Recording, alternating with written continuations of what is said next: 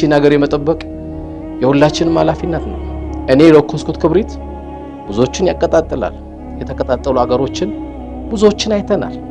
የሚዲያ ጩኸቶች የምናያቸው ሁኔታዎች እጅግ በጣም ያቆስላሉ።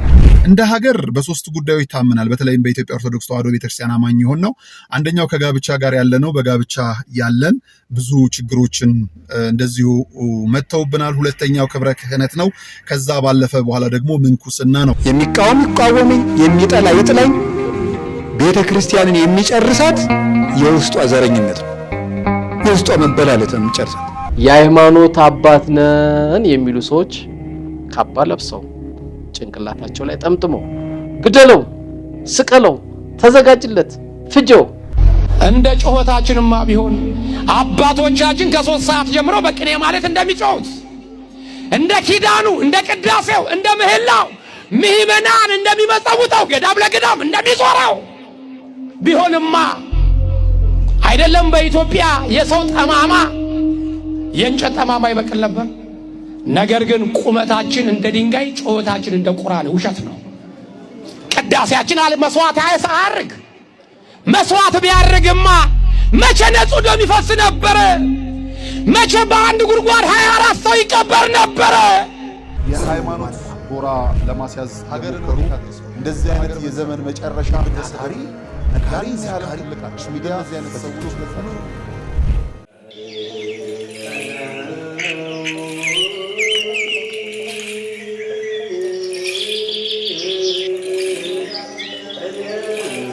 ሐዋርያት ጸጋ መንፈስ ቅዱስን ከተቀበሉ በኋላ ዓለምን ዕጣ ተጣጥለው ተከፋፍለው ዞረው ከማስተማራቸው አስቀድመው የሥራቸው መጀመሪያ ጾምን አድርገዋል። እናም ለሥራችን መጀመሪያ ለሕይወታችን ጉዞ ጾምን አስቀድመን በገዳም ያሉ አባቶቻችንን በማስታወስ በመባ በስጦታችን ምጽዋታችንን እናስከትል።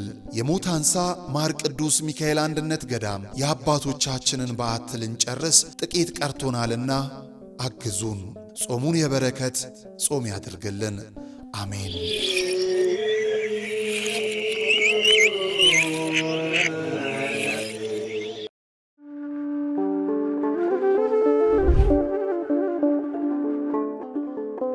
በዘመን ብዛት እርጅና ተጫጭኖት በሰው ማጣት መቅደሱ ለፈረሰው ጣጃ አቧዌ የገብረ መንፈስ ቅዱስ ማን ነው ቀድሞ የሚደርሰው?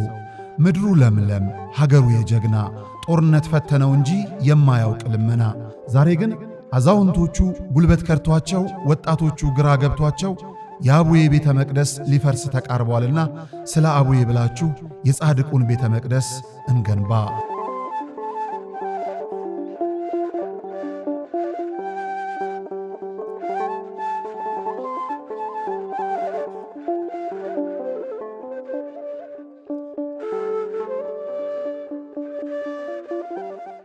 የሃይማኖት ጎራ ለማስያዝ ሀገርን እንደዚህ አይነት የዘመን መጨረሻ ተሳሪ ነጋሪ ሲያልፍ ልቃች ሚዲያ እዚህ አይነት ሰዎች ለፈኑ። ሰላም ጤና ይስጥልን ክቡራን ተመልካቾቻችን፣ እንደምን አላችሁ? እንደምን ቆያችሁ? ዛሬ እንግዲህ ነጋሽ ሚዲያ በስቱዲዮ አይደለሁም። በተለያየ ምክንያት ስቱዲዮ መግባት አልቻልኩምና እግዚአብሔር እንግዲህ በፈቀደው ቀን ደግሞ ገብተን ወደ ቀደመ ስራችን እንመለሳለን ማለት ነው። ሰላም እግዚአብሔር ከሁላችን ጋር ይሁን። በጣም ወሳኝ የሆኑ ጉዳዮችን ለማንሳት ነው ዛሬ የመጣሁት። በመጀመሪያ እንግዲህ በአርቲስት ሰማኸኝ በለው ወይም ደግሞ ሰሜ ባላገር ህልፈት የተሰማኝን ሐዘን መግለጥ ፈልጋለሁ። እግዚአብሔር እንግዲህ ለቤተሰቦቹ፣ ለአድናቂዎቹ፣ ለወዳጅ ዘመዶቹ ሁሉ አጽናኝ መላክን ይላክልን። በተለያዩ ቦታዎች ሞቶችን እየሰማን ነው። እንግዲህ ሞቶቻችን ሁሉ በቃችሁ ይበለን፣ የመጨረሻ ሐዘን ያድርግልን። እንግዲህ እግዚአብሔር አምላክ በእድሜ በጤና ይጠብቀን። ሰው በተፈጥሮ ሞት ብቻ የሚሞትበት ጊዜ ያምጣልን። ከዚህም ከዛም የምንሰማቸው ነገሮች ክፎች ናቸው። ከዚህ ጋር ተያይዞ በጣም የሚያስገርሙ ነገሮችን 4 ቪዲዮዎችን ዛሬ ላስመለከታችሁ ነው። በጣም በሚያስደንቅ በሚያስገርም መልኩ የሙስሊም ወንድሞቻችን የሚያስገርሙ 2 ሐሳቦችን ተመልክቻለሁ። በጣም ልቤ የሚሞላ የሚያስደስት የሚያስገርምን ሐሳብ አንስተዋል። እሳቸው ያነሱትን ሐሳብ በደንብ እንመለከተዋለን። ከዛ ባለፈ ደግሞ ዛሬ ግደለው ፍለጠው የሚል እንግዲህ የውሃብያ እምነት ተከታይ ወይም ደግሞ አስተሳሰብ ያላቸው ደግሞ ራሱ የሙስሊም ወንድሞቻችንን ጭምር ስጋት ሆነው ለክርስቲያኖች ደግሞ እንደዚሁ በተለያየበት ቦታ ላይ እየሄዱ የሚያሳድዱ መሆናቸው የሚታወቅ ነውና የእስልምና እምነት ተከታይ እህት ወንድሞቻችን በእውነት ዛሬም ክብር እንዲኖረን የበለጠ እንድንወዳቸው የበለጠ እንድናከብራቸው የበለጠ እንድንረዳቸው የሚያደርግን ሐሳብ ነው ከአንድ ኡስታዝ የሰማነው። እሱንም በደንብ ነግራችኋለሁ። በጣም የሚያስደስት ጉዳይ ስለሆነ ከዛ ባለፈ አባ ገብረ ኪዳን ደፈር ብለው አንድ ሐሳብ አንስተዋል። አባ ገብረ ኪዳን ያነሱት ሐሳብ ምንድነው? እሱንም ነግራችኋለሁ። ከዛ ባለፈም ደግሞ እኛ በራሳችን እያለቀን ያለነው በዘረኝነት ሐሳብ ነውና ከዘረኝነት እንጽዳ የሚል ደግሞ መምህር ኃይለ ጊዮርጊስ እንደዚሁ ሲናገሩ ሰማውና ልቤን አስደስቶታል። እነዚህን ቪዲዮዎች ዛሬ በደንብ አስመለክታችኋለሁ። የሃይማኖት ጎራ ለማስያዝ ሀገር እንደዚህ አይነት የዘመን መጨረሻ ታሪ ነጋሪ ሲያልቃች ሚዲያ ዚያነት ሰዎች በዚህም እግዚአብሔር አለ። አይገርምም? ሁሉ የሱ ስፍራ ነው። አሁን የምንገኘው በጅማ ሀገረ ስብከት ጎማ ወረዳ ሊሙ ደብረ ሰላም መድኃኔዓለም ነው። መምህር አድነው ያፈረሱት ቤተክርስቲያን ለአገልግሎት ቢመጡ አገልግሎቱን የሚመጥን አይደለም ህንጻ ቤተክርስቲያኑ። መድኃኔዓለም በዚህ አይከብርምና ለርሱ የሚገባውን ክብር ሰጥተን ቤተክርስቲያኑን እናንጽና ግድ የለም የነበረውን እናፍረሳሉ። ማንን በማመን? መድኃኔዓለምን። ከዛስ የተዋህዶ ልጆችን በመተማመን በጣም ስቅቅ የሚያደርገን ቅድም እንደተባለኛ ደሳሳም ይሁን ምን በሞቀ ቤታችን እናድራለን። እናታችን አባታችን ውጭ በብርድ እያደሩ ነው። እነዚህ ቤተክርስቲያን ስቅቅ የሚያደርገን እንሰራለን ብለን አፈረስን።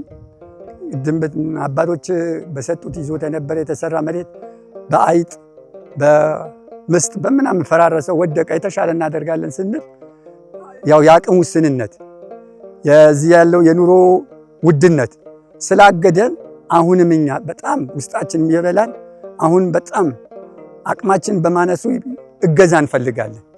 ጊዜው 1969 ነው። የሚባርከን ታቦት ያስፈልጋል ብለው በክርስትና የበረቱ የተዋህዶ ልጆች ህብረት ፈጥረው የሊሙ ሻይ ደብረ ሰላም መድኃኔዓለም ቤተክርስቲያንን ተከሉ።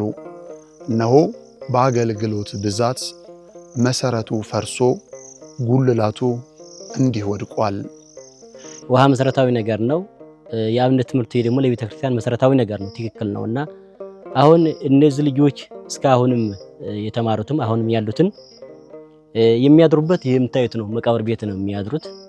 ያው አወራ ነው ገብታችሁ ብታዩት ምንም ጥርጥር የለውም። ይሄንን አወራ ነው። እዚያ ነው የሚማሩት። የሚያድሩበት አፈር ነው።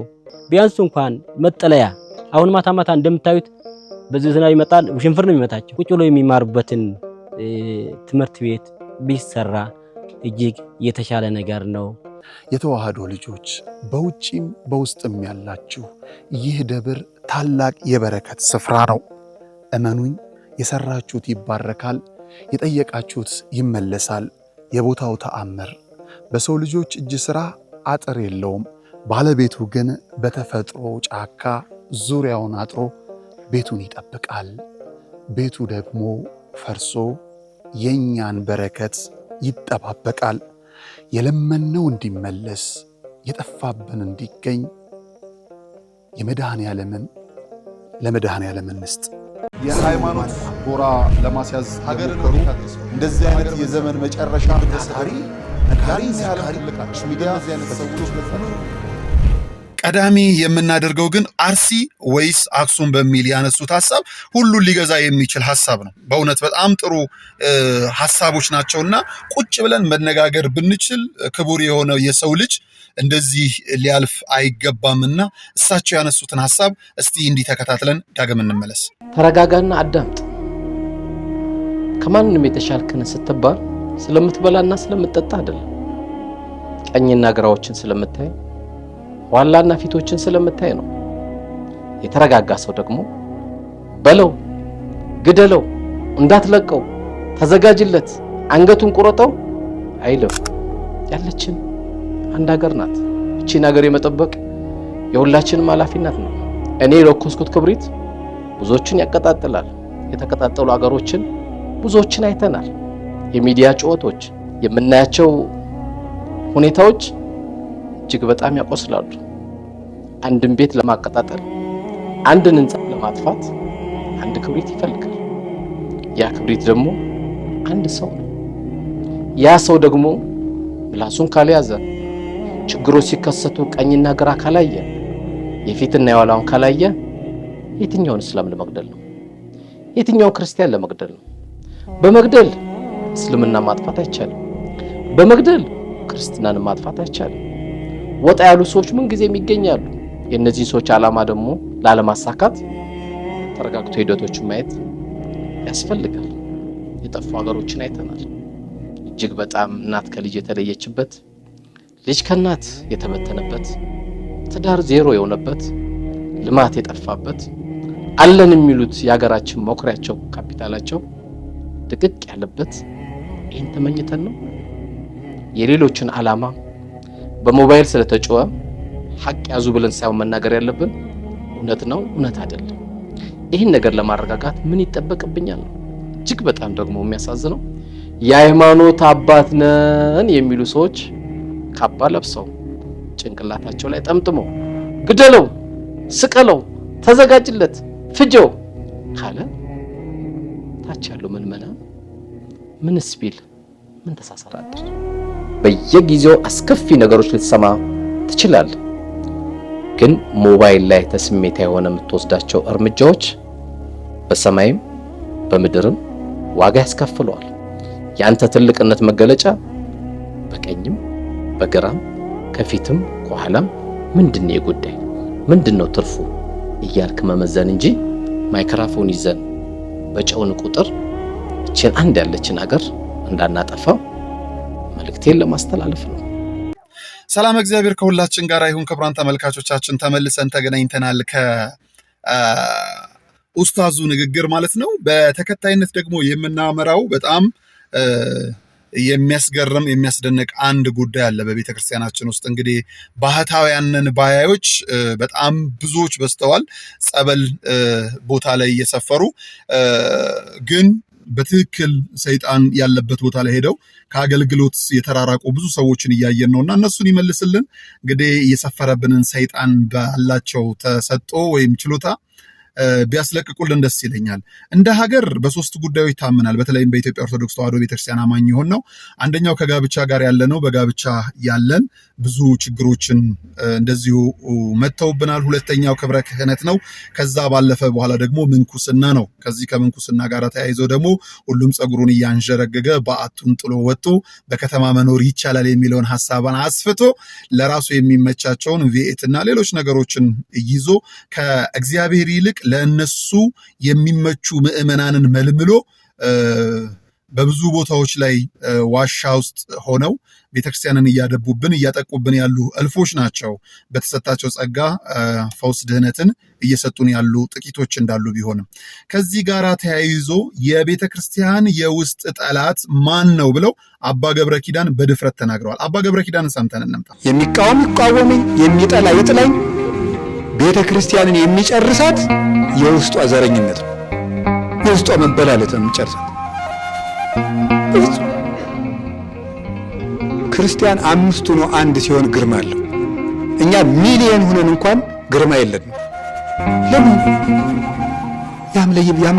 ያምለብቸው እንኳን ችግራችን መፍትሄያችን አባልቶ ሊጨርሰን ነው። በመፍትሄ ላይ እንኳን አንድ ልብ የለንም። ምንም እና መኳንንት ደጆችን ክፈቱ። እንግዲህ በጣም በሚያስገርም መልኩ አባ ገብረ ኪዳንንም ሰምተናቸዋል። ከልብ ነው የማመሰግነው። እግዚአብሔር አምላክ በዕድሜ በጤና ይጠብቅልን። እንዲህ ደፈር ብለው የሚናገሩ አባቶቻችንን እንደዚሁ ያብዛልን። የሚያስፈልገውም ይሄ ስለሆነ ከዛ ባለፈ ታዲያ ሞቶቻችንን፣ መገዳደላችንን፣ እርስ በርስ መዋደቃችንን የሚፈልጉትን ደግሞ ያርቀልን። ከዚህ ጋር ተያይዞ ሰሞኑን ያየነው በማህበራዊ ሚዲያ ላይ ለሸሃዳ ዝግጁ ነን የሚሉ ጥቂት ወጣቶች በጣም በሚያስገርም መልኩ በሶሻል ሚዲያ ላይ ፎቶቸውን ስንመለከት ነበረ። መንግስት ለምንድን ነው ኢንቨስቲጌት የማያደርገው? እንደነዚህ አይነት አሸባሪዎችን ለምንድን ነው የማይዝልን? እርስ በርስ ሊያገዳድሉን ሊያነካክሱን የሚፈልጉ ወጣቶችን ብዙዎችን ስለማይወክሉ ለምን አይዝልንም? ይሄ የኔ ጥያቄም ጥሪም ነው። ሶሻል ሚዲያ ላይ ፎቶቸው ስላለ እዚህ መመለስ አለብን ብዬ አላስብም። ግን በጣም በሚያስገርም መልኩ ደግሞ ሌላ አንድ ሙስሊም ወንድማችን የሚያነሳው ሐሳብ ልቤን ገዝቶታል። እስልምና እኔ ማቀውም እንደዚህ ነው። ወንድሞች አሉኝ፣ እህት ጓደኞች፣ በጣም ብዙ ሙስሊም እህት ወንድሞቻችን አሉ። የእስልምና አስተምሮም ይህ ነው ብለው ሲነግሩኝ የማቀው እንደዚህ ነው። እስቲ እሱን ሰምተን እንመለስ። በማርያም ሌላም መግደል ሰው አይደለም እንስሳ ክልክል ነው በእስልምና። ማመን አለማመን መብቱ። ሙስሊም አገር ውስጥ የሚኖር አይደለም እንደዚህ አብረን ሸሪዓ በሚተዳደርበት ውስጥ አገር እየኖርነ አንድ ጥገኝነት ጠይቆ የሚኖር የሌላ እምነት ነዋሪን የገደለ ሰው የጀነትን ሽታ ያገኝ ምናሉት ነብዩ አለይሂ ሰላቱ ወሰለም። ሙስሊም አገር ውስጥ ለም የጅድ የጀነትን ሽታ ያገኝ ማለት አንድ ሙአሐድ ቢኖር መጥቶ ለሥራ መጥቶ የሙስሊም አገር ውስጥ እየኖረ እሱን የገደለ ሰው የጀነትን ሽታ ያገኝ አይደለም እንዴ? አብረን በምንኖርበት ሜዳ ላይ የተፈቀደልን በግና ደሮ ለማረድ فليحد احدكم شفرته ስለቱን በደንብ አስተካክሎ ይሳለው። ደሮዋን ፍየሏን ሲያርድ እንዳያሳምማት ቶሎ ይገላግላታል። ወልዩሪህ ذبيحات ይገላግላት ቶሎ ረፍት ይስጣት እንዳያሰቃያት። እስልምና አቋም ይሄ። ዑመር ኢብኑ አልኸጣብ አንድ ሰው ፍየል እየጎተተ በግራ እጁ ደግሞ ቢላ ይዞ ሲሄድ የት ነህ አሉት። ላርዳት ፈልጌ ነው ፍየሏን። ሁለት ያትግደላት እንጂ አሉት። እዚህ ቢላ ይዘህ እዚህ እየጎተትካት ስቃይ ውስጥ እስክትታረድ ውሰዳት እሰራት እዛ ቢላውን አውጥተህ ረዳት። ሁለት ያትግደላት እንጂ። እስልምና ለእንስሳ መያዝ እንዲህ እንስሳ ማሰቃየት አልተፈቀደልም። አይደለም በግና ደሮ ፍየል አይደለም አዋፋት መግደል በእስልምና ክልክል። ወፎችን መግደል፣ ጉንዳኖችን መግደል፣ ንብ መግደል በእስልምና ክልክል። መግደል የሚቻለው ጉዳት የሚያደርስብህም ብቻ። በረሮ መግደል ይቻላል፣ ጉዳት ስለሚያደርስ ብቻ ነው የተፈቀደ። ጉንዳን፣ ተዋን፣ ቢምቢ መግደል አይቻልም ጉዳት የሚያደርሱ ከሆነ ብቻ። እስልምና ለነፍስ ትልቅ ዋጋ ነው የሰጠ። ሳትገላቸው ማስወገድ ከቻልክ መግደል አልተፈቀደልህ። ካልቻልክ ግን ትጠቀመዋል ለመድኃኒት። ሐታ አቃጥለ መግደል እንኳን አይቻልም በእስልምና። አንድ ነብይ ያሉ ነብዩ አለይሂ ሰላቱ ወሰላም አንድ ነብይ አንዲት ጉንዳን በላቸዋል፣ አሳመመች። በጣም ተበሳጨና የጉንዳሉን ቤት እንዲቃጠል አዘዘ። አላህ ወቀሰዋል። አንዲት ጉንዳን በላችኝ ብለህ የሙሉ የጉንዳኑን ቤተሰብ አላህን ተስቢህ የሚያደርጉትን ታቃጥላለህ እንዴ? ጉንዳን ሁሉ ነገር አላህን ያመሰግናል፣ ጉንዳኗም አላህን ታወሳለች። አንዷ በላቺ ብለህ ሙሉ ትውልድ ታጠፋለህ አላቸዋል። እስልምና ራሱን አያስነካም፣ አያስደፍርም። የጀግና ዲን ነው። ክብሩ ሲነካ እምነቱ ሲነካ ደረቱን ይሰጣል። በሰላማዊ መኗኗር ግን ማንንም እንድንነካ አልተፈቀደም። ላ የንሃኩም አላህ አን الذين لم يقاتلكم في الدين ولم يخرجكم من دياركم أن تبروهم እነዛን በሃይማኖት ያልተጋደሏችሁ ከሀገር ያላስወጧችሁን መልካም ልትሉላችሁ አልከለከልኳችሁ ማለት ነው። أن تبروهم ቢር ነው። ልክ ቢሩል ዋሊደይን ለወላጅ መልካም መዋልን ልክ እንደዛ ለክርስቲያን ጎረቤት ለአብሮ ለተማረ ሰው ለሥራ ባልደረባ ለሴክሬታሪዎች መልካም ልትሉላቸው አላህ አልከለከለ። እንግዲህ ሰላም እግዚአብሔር ከሁላችን ጋር ይሁን። እንዲህ አይነት አስተምሮች ናቸው በየቤተ እምነቱ ሊለመዱም ሊገቡም የሚገባው። እንዲህ አይነት ነው አማኞቻቸው ሊነገሩ የሚገባው እንጂ እንደው ያዘው ፍለጠው በሶሻል ሚዲያ ላይ ትኩረት ለማግኘት የሚጥሩትን በሶሻል ሚዲያ ሰው ለማገዳደል የሚጥሩትን መንግስትም አሁንም ኃይል ይልን ይገባል። በዛው አጋጣሚ ደግሞ ስለ እምነታቸው ስለ ሰው ልጅ ሲሉ ደግሞ በተለይም በእምነታቸው ምክንያት ሊገደሉ አይገባምና ሞት ይብቃ ያሉ ኦርቶዶክሳውያን የታሰሩ አሉና እነ ዮኒ ሰማዕቷ፣ እነ ቀሲስ መዝገቡ፣ ሌሎችም ብዙዎች አሉ። ፍትህ ለነሱ እየጠየቅን አሁንም እየጠየቅን ፍትህ ለነ ዮኒ፣ ፍትህ ለነ ቀሲስ መዝገቡ እያልን በቤተ ክርስቲያን ውስጥ ጸሎት እናደርጋለን፣ ጩኸት እናመጣለን፣ እሪታ አለ፣ ምህላ አለ፣ ለቅሶ፣ እንባ፣ ዋይታ፣ ይሄ ሁሉ ነገር ለእግዚአብሔር እንዲሰማ በቻልነው መጠን እያደረግን ነው። ግን ለምንድን ነው ያልተሰማ ነው? መምህር ኃይለ ጊዮርጊስ በአንድ አውደ ምሕረት ላይ ይሄንን ተናግረዋል። እስቲ እንስማቸው። እንደ ጮኸታችንማ ቢሆን አባቶቻችን ከ3 ሰዓት ጀምሮ በቅኔ ማለት እንደሚጮሁት እንደ ኪዳኑ እንደ ቅዳሴው እንደ ምህላው ምእመናን እንደሚመጸውተው ገዳም ለገዳም እንደሚዞረው ቢሆንማ አይደለም በኢትዮጵያ የሰው ጠማማ የእንጨት ጠማማ ይበቅል ነበር። ነገር ግን ቁመታችን እንደ ድንጋይ ጮኸታችን እንደ ቁራን ውሸት ነው። ቅዳሴያችን አለ መስዋዕት አያሳርግ መስዋዕት ቢያርግማ መቼ ነጹ ደም ይፈስ ነበር? መቼ በአንድ ጉድጓድ 24 ሰው ይቀበር ነበር? መቼ መሬት ትከዳን ነበር? መቼ ሰላም እናጣ ነበር? ቀዳሹ ለምን ትቀድሳለህ ቢለው ምን አባት ይራርክ ክፉ ቁጥጥር አለ ተቆጣጣሪ አለብኝ ካልቀደስ ከእንጀራ ይባረራል ይላል። ስለ እንጀራው እንጂ የሚቀድሰው በረከት ለማግኘት ለመጸለይ የሚል የለም። አስተማሪው ለምን ትሰብካለህ ይባል አሃ ምን አባት ይራርክ እንጀራ ሆኖብኝ ነው ህዝብን ለማዳን የሚል የለም። የተጣለብኝ ምንደኝነት ሳይሆን እረኝነት ነው የሚል የለም። ያሳሰዋል የሰራው ቤት ያሳሰዋል። ያቺ ከኋላ በስርቆት የተገነባችው ቤት ያቺ 4 ጎማ መኪና ታሳሰዋለች እውነት እንዳይናገር። ይቺ 30 እና 20 ሺህ ብር ደግሞ ታሳሰዋለች። የዘላለም ቤቱን እንግዲህ እያጣነ ያለው ባካችሁ ስለ እውነት እንኑር። ተናገርንም አልተናገርንም ሞት አይቀር። በአማረ ቤትም ኖርክ በጭቃ ቤትም ኖርክ መጠራት አይቀር። ስለ እውነት ለምን አንኖር? ለምን ስለ እውነት አንኖር? መምህር በእድሜ በጤና ይጠብቅልን። እንግዲህ የሚነሱ ሐሳቦች ካሉም በቅርብም በሶሻል ሚዲያው እንዲሁ እንገናኛለን። በእኛ ሚዲያ በርካታ ሐሳቦችን እናነሳለን ብዬ አስባለሁ። በዚህ ከአርሲ ጋር ተያይዞ ከፍተኛ ሐሳቦችን ከሚያነሱ መካከል መምህር ኃይለ ጊዮርጊስ ናቸው። እንዲሁም የሚነሱ ሌሎች ጉዳዮችም ካሉ በቅርቡ ተገናኝተን በደንብ ነጋሽ ሚዲያ ፖድካስት ላይ አብረን የምንቀርብ ይመስለኛል። እስከዛው ድረስ ግን በእድሜ በጤና ይጠብቅልን። እነዚህን ቪዲዮዎች ዛሬ ያመጣሁበት ያለ ምክንያት አይደለም። አንደኛ ከራሳችን ልንጀምር ይገባል። አባ ገብረ ኪዳን ያነሱትን ሐሳብ በደንብ እገዛበታለሁ። ሁለተኛ መምህር ኃይለ ጊዮርጊስ የሚያነሱት ሐሳብ እንዲሁ ለምንድን ነው ያልተሰማ ነው የሁል ጊዜ ጥያቄ ነው። ከዛ ባለፈ የሁለቱ ኡስታዞች የሙስሊም እህት ወንድሞቻችን ሐሳቦችም ጭምር የሚገዛ ስለሆነ ነው። ቆም ብለን ሰከን ብለን ብንነጋገር ሀገር እንገነባለን፣ ሀገርን ከፍ ወዳለ ደረጃ እናደርሳለን፣ እርስ በርሳችን መገዳደላችንን እናቆማለን፣ እግዚአብሔርም ይሰማናልና በእርግጠኝነት መልካም ሐሳቦች በሙሉ ወደ አእምሮአችን እንዲመጡ በተለያየ ቤተ እምነት ያላችሁ የሃይማኖት አባቶች ከእግዚአብሔር ጋር እንነጋገራለን የምትሉ የእግዚአብሔር ሰዎች እባካችሁ ስለ እግዚአብሔር ብላችሁ ስለሚሞቱ ሰዎች ጸልዩ፣ ስለ ሀገር ጸልዩ። እግዚአብሔር እንግዲህ በቃችሁ ይበልን፣ የሐዘን መጨረሻ ያድርግልን። አቅም በፈቀደ መልኩ ወደ ስቱዲዮ ተመልሰን ደግሞ እንደቀደመው ነጋሽ ሚዲያ ሐሳቦችን የምናነሳ ይሆናል። እስከዛው ድረስ ሰላም እግዚአብሔር ከሁላችን ጋር ይሁን። መልካም ጊዜ። የሃይማኖት ጎራ ለማስያዝ ሀገርን እንደዚህ አይነት የዘመን መጨረሻ ታሪ ነጋሪ ሲያለ ልቃችሁ ሚዲያ እዚህ አይነት ሰዎች ለታችሁ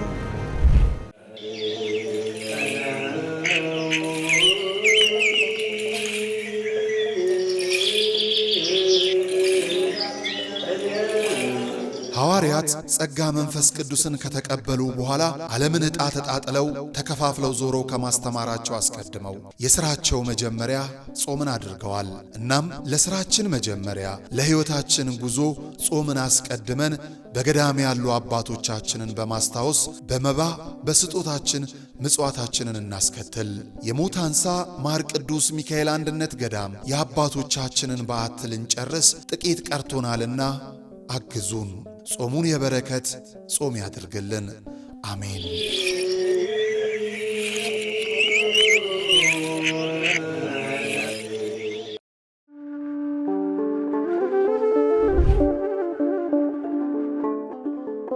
በዘመን ብዛት እርጅና ተጫጭኖት በሰው ማጣት መቅደሱ ለፈረሰው ጣጃ አቦአቡ የገብረ መንፈስ ቅዱስ ማን ነው ቀድሞ የሚደርሰው? ምድሩ ለምለም ሀገሩ የጀግና ጦርነት ፈተነው እንጂ የማያውቅ ልመና። ዛሬ ግን አዛውንቶቹ ጉልበት ከርቷቸው ወጣቶቹ ግራ ገብቷቸው የአቡዬ ቤተ መቅደስ ሊፈርስ ተቃርቧልና ስለ አቡዬ ብላችሁ የጻድቁን ቤተ መቅደስ እንገንባ።